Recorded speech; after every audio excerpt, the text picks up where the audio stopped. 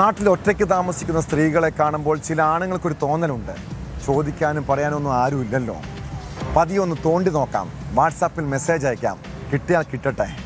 ഈ പുരുഷന്മാരൊരു കാര്യം ഓർത്തോണം, എല്ലാ പെണ്ണുങ്ങളും നിങ്ങൾ കരുതുന്നത് പോലെ അല്ലെന്നേ. കൊച്ചി മുനമ്പം അയ്യമ്പള്ളിയിലെ സണ്ണിക്ക് ഇപ്പോഴാണ് കാര്യം മനസ്സിലായത്. കലാകാരിയായ ശ്രീജ കളപ്പുരയ്ക്കലിൻ്റെ അയൽവാസിയാണ് കക്ഷി. ശ്രീജയുടെ വിവാഹമോചനത്തിന് വലിയ സഹായങ്ങളൊക്കെ ചെയ്തു കൊടുത്തതാണ്. എന്താവശ്യത്തിന് വിളിച്ചാലും വലിയ ഉപകാരി. പിന്നെയല്ലേ ആളുടെ തനി സ്വഭാവം മനസ്സിലായത്. രാത്രി സമയങ്ങളിൽ ശ്രീജയ്ക്ക് മെസ്സേജ് അയക്കും. അങ്ങനെ ശല്യം തുടർന്നപ്പോൾ അവർ അതിനെ ചോദ്യം ചെയ്തു. പിന്നീട് പകയും വിരോധവുമായി. ഒടുവിൽ ശ്രീജയ്ക്ക് നേരെ അയൽവാസിയുടെ ആക്രമണം. ഇരുമ്പ് ചൂലുകൊണ്ട് കുത്തിയ കേസിൽ സണ്ണിയെ പോലീസ് അറസ്റ്റ് ചെയ്തു. എന്ത് പ്രശ്നം? നീ രാത്രി കാലങ്ങളിൽ തോണ്ടാൻ വന്നപ്പോ ഞാനതിന് നിന്ന് തന്നില്ല. ഇതിനകത്ത് കിടപ്പുണ്ട് സണ്ണി, കംപ്ലീറ്റ് മെസ്സേജ് ഇവിടെ കിടപ്പുണ്ട്. നാട്ടുകാർ മുഴുവൻ അറിയണം.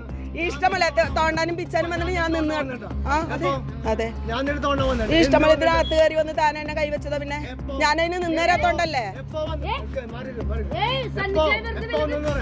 പല തവണ വന്ന് താൻ എന്നെ ഉപദ്രവിച്ചിട്ടുണ്ട്. കുഴിപ്പള്ളി അയ്യമ്പള്ളിയിലുള്ള ശ്രീജയുടെ വീടിന് സമീപത്ത് വെച്ചാണ് ആക്രമണം ഉണ്ടായത്. അയൽവാസിയായ പ്രതി സണ്ണിയുടെ വീടിന് മുന്നിലെ റോഡിൽ വെള്ളമൊഴുകി പോകുന്നത് പ്രതി മണ്ണിട്ട് തടഞ്ഞിരുന്നു. ഇത് ശ്രീജ ചോദ്യം ചെയ്തതാണ് ആക്രമണത്തിന് കാരണമായതെന്നാണ് എഫ്ഐആറിൽ പറയുന്നത്. കാരണം ഈ വെള്ളം മുഴുവൻ കെട്ടി നിൽക്കുന്നത് ഇവിടെയാണ്. നിങ്ങളത് മനസ്സിലാക്കുക. ആ മതിലിനാണ് ദോഷം. ഈ ഇടിഞ്ഞു കഴിഞ്ഞാൽ ഞാൻ കേട്ടാൻ പോണില്ല. അവിടെ ഇടിഞ്ഞു കഴിഞ്ഞാൽ അവർ ക്ലീനാക്കേണ്ടി വരും, അത്രേ ഉള്ളൂ. ഇത് മതിലിടിഞ്ഞാൽ ഒരു സാധനം ഞാൻ ചെയ്യില്ല, ഒന്നും ചെയ്യില്ല. അത് ഞങ്ങളെ പ്രശ്നമല്ല. ഞാൻ മേടിച്ച 3 കൊല്ലമല്ല. ഞാൻ ഒന്ന് പ്ലാസ്റ്റിക് ഷീറ്റ് കെട്ടു ഞാൻ അവിടെ. സൗകര്യമില്ല. എന്നാൽ സണ്ണിയിൽ നിന്നും മുൻപ് മോശം അനുഭവം ഉണ്ടായെന്നും അത് താക്കീത് ചെയ്തതിന്റെ വൈരാഗ്യമാണ് ആക്രമണത്തിന് കാരണമെന്നുമാണ് ശ്രീജ പറയുന്നത്. അയാൾക്ക് ആ രീതിയിൽ എന്നോട് ഒരു വൈരാഗ്യം തോന്നാനുള്ള മോട്ടീവ് എന്ന് പറയുന്നത് ഏകദേശം 4 മാസം 5 മാസം ആയിട്ടുള്ളൂ.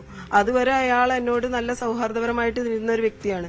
അയാളുടെ ഒരു ഇഷ്ടത്തിന് അല്ലെങ്കിൽ അയാൾ ഉദ്ദേശിക്കുന്ന രീതിയിൽ തന്നെ ആ രീതിയിൽ കിട്ടില്ല എന്ന് മനസ്സിലായതുകൊണ്ടാണ് അയാൾക്ക് ആ രീതിയിലുള്ള ഒരു വൈരാഗ്യം എന്നോട് ഉടലെടുത്തത്. അല്ലാണ്ട് തുടക്കത്തിലൊന്നും അയാൾക്ക് എന്നോട് ഒരു പ്രശ്നവും ഉണ്ടായിരുന്നില്ല. ഈ തരത്തിലുള്ള ഒരു പ്രശ്നങ്ങളും ഞങ്ങൾ തമ്മിൽ ഉണ്ടായിരുന്നില്ല.